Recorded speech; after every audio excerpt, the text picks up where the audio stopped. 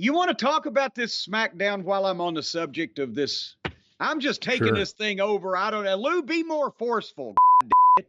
Oh, Do you have any other comments to make about anything? Anybody I've pissed off so far before we move on? Nope. I think the only thing I would say is that, you're the name that trends worldwide, even when you're not doing anything.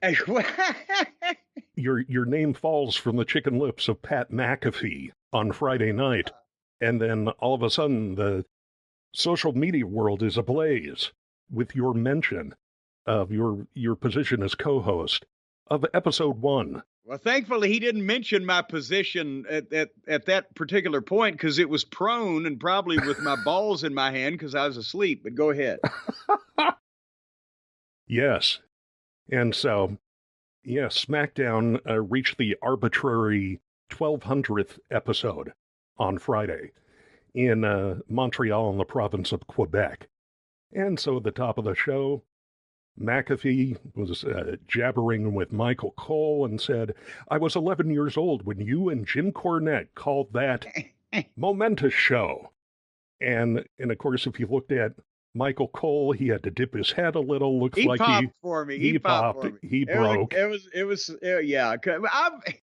Here's the thing, Michael and I have never had a crossword, and I enjoyed him as a person, and it wasn't hard to work with him. It's maybe a little bit harder than it is now because he was brand fucking new then. And every once in a while you get the deer in the headlights thing, like, what do we do now? Because he'd never done it before. But no, I had fun with Michael. But that was Pat McAfee doesn't have chicken lips now. Pat's our boy. I won't bestow chicken lips upon him. Okay. But yeah, it was the 1200th program, as you mentioned, and Pat was, mentioning that he was 11 years old. That makes me feel, well, I was only 24 back then, maybe, give or take 10 years or so. But anyway, it was April 29th, 1999, and Michael Cole and I did the pilot for the very first SmackDown episode, which was the pilot for the ongoing series that debuted that fall for the UPN network back then. And that was a big deal because at that time, since the NBC deal, the last NBC deal they had, and then they had one or two maybe specials on Fox a few years before, but they hadn't been on any kind of network TV, the WWE. That was 1999. So what had it been? 5, 6, 7 years at least, I think. And do you remember off the top of your head? Not off the top of my head, but I'll do some digging. See if you can Google that. Yes. But it was a big deal to him in time internally in the studio and in the office because do they still have the UPN net? Maybe you ought to Google that first. Is the UPN network still even around? Well, it's back a while ago, UPN and the WB merged to become the CW. And I should have remembered that because our station in Louisville here with Ohio Valley Wrestling was the WB. And they were actually the strongest signal in town at one point. They put up a brand new transmitter and they had to gear the power back. It was supposed to be channel 34 Smoky Mountain Wrestling this is a side trip here while you're Googling things. Smoky Mountain Wrestling was on a little station in Campbellsville, Kentucky, channel 34. And they ran it out of a mobile home. And suddenly, when Louisville got a new TV station, I find out that it's the channel 34 from down here in Campbellsville, but they've got an open license in Louisville and were able to make the switch. And they started channel 7 here in Louisville, WBKI.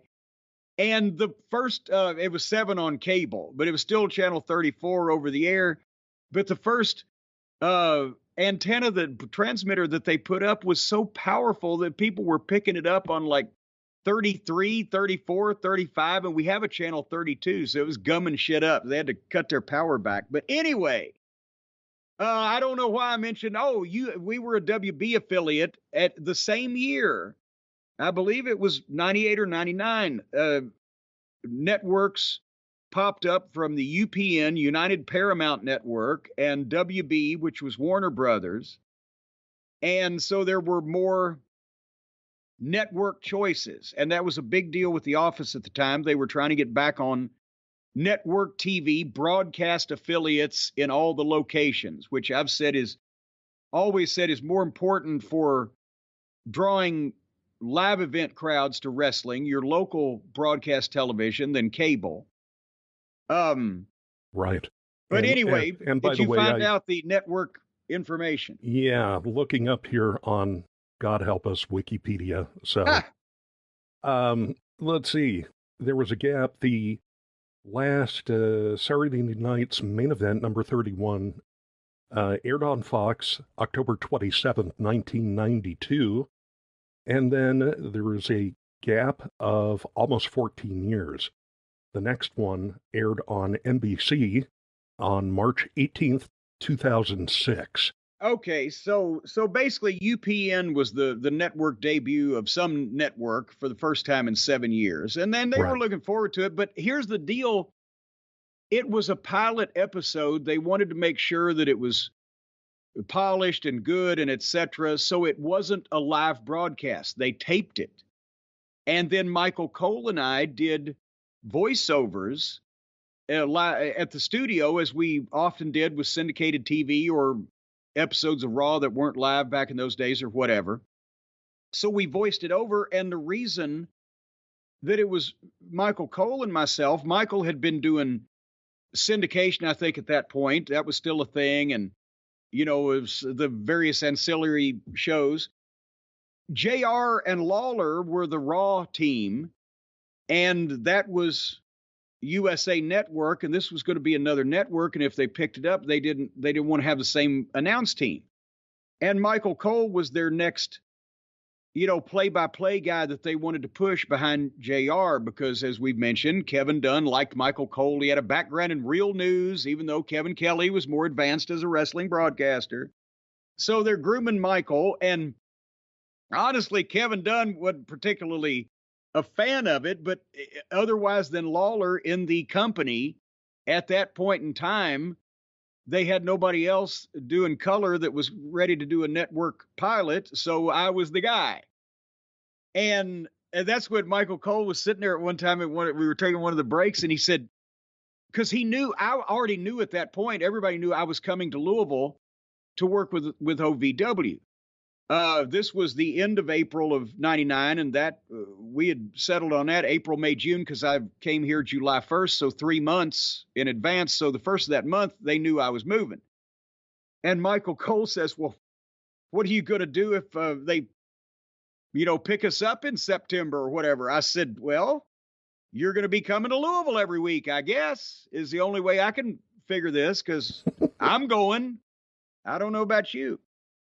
But anyway, so apparently, as you mentioned at the top of this drawn-out segment, by mentioning my name, I trended on Twitter again. When Pat McAfee mentioned my name, they talked about him.